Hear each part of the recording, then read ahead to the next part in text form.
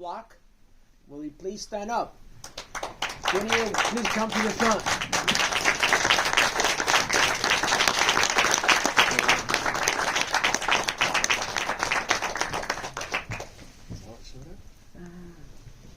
Hey, how you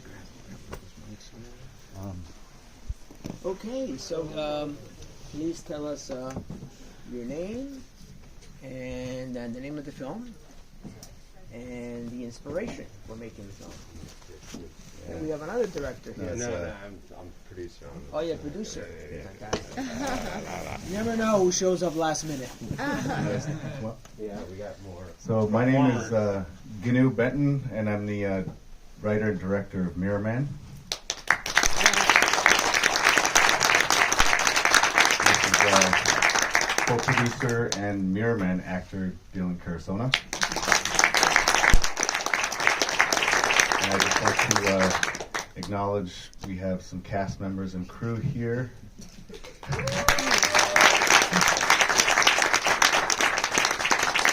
Suzanne.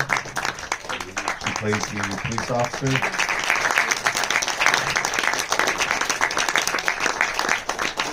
And her real-life daughter. So I'm really happy that her daughters were able to come. They're twins. In the run of the films in film festivals, they weren't able to attend. And this is the first time they're able to attend a film festival, so I'm really happy that they made it, finally.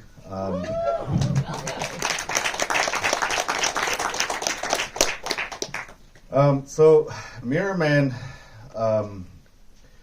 again, it's an honor for Mirror Man to be able to play here at the Philip K. Dick Film Festival. And I wondered why, I did submit, and I wondered why we were accepted, and I know that in the past few days about thinking about Mirror Man and about who we are as Native American people, the idea that I like to embed in all of my films is the idea of colonialism. There's a film out right now called Avatar 2, and there's a big movement right now about pretendians and telling a story that's not your own and embellishing that with untruths. And I think that the representation that Native American films should be written directly by the source of who knows these stories and where these stories come from. And I think that colonialism, in reflection of the film festival, has to do with the consciousness.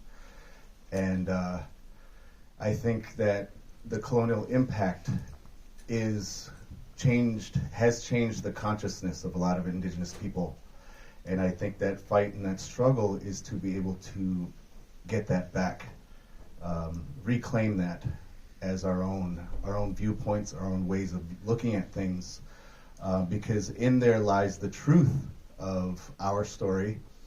And because of that, I created Mirror Man. And that truth stems back to my grandmother, my mom's mom, who was a survivor of a residential school.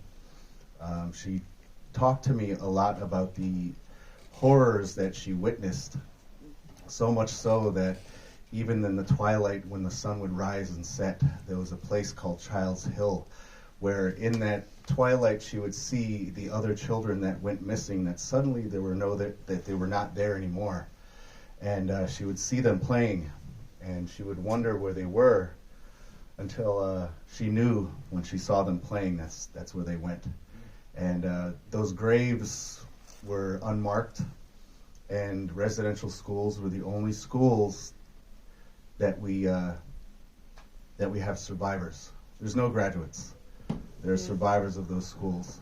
And to this date, only one school in the U.S. has been searched, and after finding unmarked graves, they don't want to search anymore. In Canada, they've found roughly 10,000 unmarked graves of children, and that's only 11 schools. or so. And so in doing so, in making this film, my dear friends here encouraged me to make the film and joined it. So that's what made the film. Fantastic. Well, I'm sure the audience has some questions, so I want to open up the floor to the audience. Questions regarding Mirror Man. Is there any questions? Yes. Oh. Were any of the schools in Long Island? I don't think any of the schools were on Long Island, but they're. I grew up on. I'm Ojibwe, and I grew up on the Shinnecock territory on Long Island. There, out of 13 tribes, there's only 3 left. 2 of them have land bases. That's the devastation that occurred on Long Island, if you don't know that history. So a lot of the Shinnecock and Unkachog children were shipped off upstate. And I work for a nonprofit television network called LTV on Long Island. And I am currently developing a documentary about that, about the kids that were shipped upstate. Because I think that's just one of those historical things that people don't know. But there were no direct schools on Long Island itself, I don't think. And for those of you that don't know, Amityville Horror was based off of that. That on sacred Indian burial grounds, that whole cliche trope. That's what that was based off of. She had a question. Over there. Oh, she was first. Sorry about that.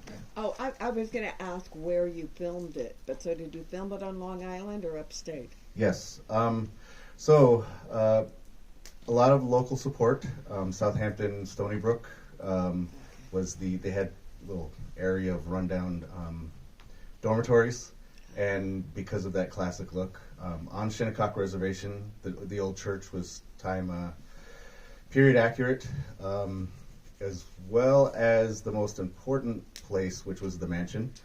In newer versions of the film, they actually tore down that house, and the reason why that is, that's a place called Sugarloaf Hill, and the Shinnecock Warriors Graves Protection Warrior Society did actually have ground penetrating sonar there. And they found probably about 2,000 years ago, there was a mass grave of about 12,000 people with bones and ash.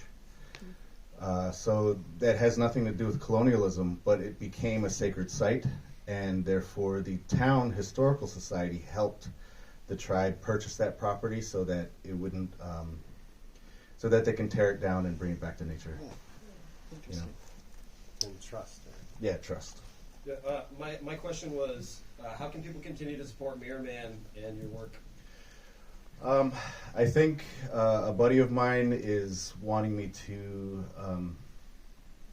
apply for a $3.5 million grant from Canada because I'm Canadian and I have dual citizenship status. So I qualify for that, and he really wants me to apply for that so that we can make a feature film out of it. As far as supporting, I really haven't gotten that far with thinking about how people can help. But I am on Facebook and Instagram, and if anybody would like to help with that, even if there are filmmakers here who would like to give it a shot in helping, that's also cool. So I actually want to have some of our cast and crew here speak a little bit too. Is that okay? Yeah, we got a couple minutes. Okay. Any questions for our cast and crew? Cast? Yes. Yeah, just generally speaking, I thought the acting was really superlative, and I thought you just did a great job. And I was just wondering, if you were professionals, and do you continue to act?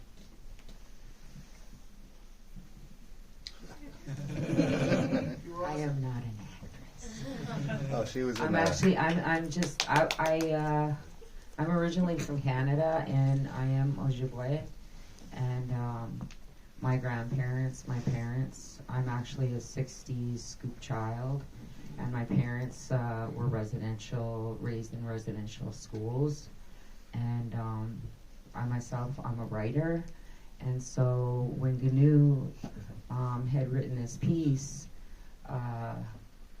it was in the works, and we are all very close, so, and we all know our history and are at different points of healing, and so I decided that it was something that I needed to do. I think for my own healing, for my family, for my children, and so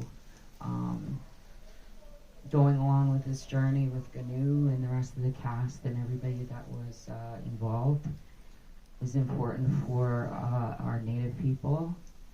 So I'd like to thank you for allowing me to be here today.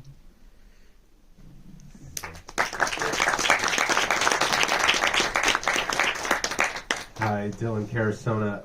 Yeah, I am a trained actor, so the trained actor, they put a mask on him and they're like, you're not gonna act really. So, like, I don't really think anyone else is a trained actor in the film, but it doesn't matter because the trained actor gets a mask. No, but I'm auditioning. There's a play that's in development with 3 regional theaters up in Putnam County that I'm involved in, that we did a reading of like last month. I'm auditioning for film and television and theater and stuff, so there's definitely like other things that I'm also involved with, working on a feature-length film with Ginew, our next project, Dim, and working on that as well as producing, so there's definitely like, you know, more to come. Obviously, I'm trying to also push more scripts that I have access to. There's a web series that we only like made 1 episode, and we rather just shop there's 10 written scripts, and that's like an unusual thing to have. So we're trying to find some people for that. That's a different friend of mine that's a writer, but Ginew, you know, his filming is everything about it. I mean, not just the filming itself, the cinematography, but I mean, he's writing the music. He's, you know, if he's not performing the music, he gets the performer to perform the music. You know, it's pretty incredible the amount of everything that Ginew is doing on every project. So, I mean, I think also like Ginew being also a trained actor, and you know, then a singer, a drummer, a dancer, you know, all those aspects, just like filmmaking, you know, brings in all those other art forms. I think that's one of the reasons why Ginew's filmmaking is so compelling, and it really, he has an eye and an ear for all those little things, and so it is a, you know, when someone takes that kind of, you know, project on, initially it's like, oh, well, I couldn't get anyone else. But at some point, it's like, well, no one else is going to do it the way I need it done. So, yeah.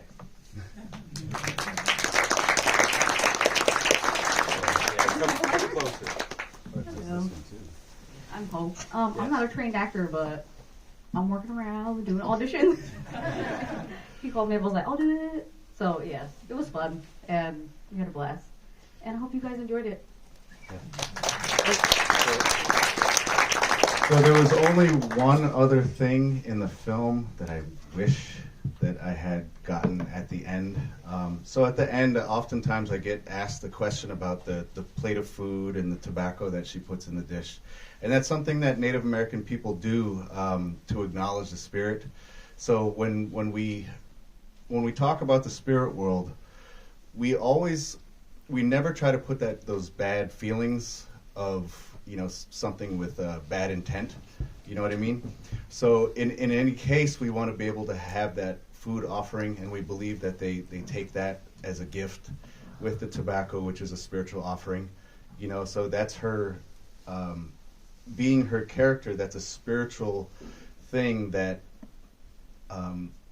she decides to do at the end, even though that she's kind of rejecting in her line of duty the aspect of spirituality that she has. And the one thing that I wish that I had done was have Hope join her with that, as a symbol of the future with these kids that were lost, and then passing down that spiritual thing that would happen between daughter and mother, you know. So that's the one thing that I wish I had done in this film, and maybe we can do it again just to make sure that it's complete. So she did lie. She was in Orange is the New Black. All right, so that's my time, and thank you very much, and I hope to see you again. Thank you so much for having me.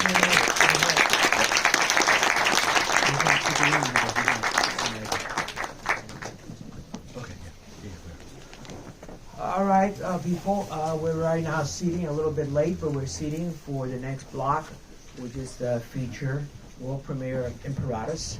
Please, those who want to stay here. If not, we'll see you soon. Bye-bye.